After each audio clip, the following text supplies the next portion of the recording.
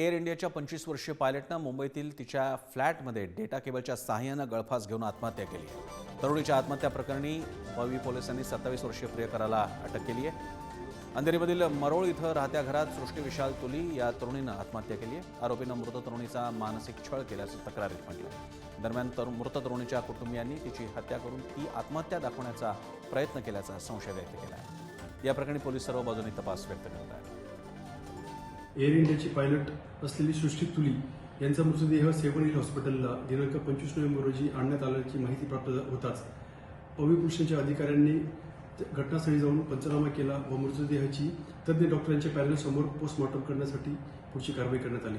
सृष्टी तुलीचे नातेवाईक विवेक कुमार तुली राहणार गोरखपूर यांनी तक्रार दाखल दिलेल्या तक्रारीनुसार पोलीस स्टेशनला कलम 108 भारतीय न्याय संहिता अंतर्गत गुन्हा दाखल करण्यात आलेला आहे।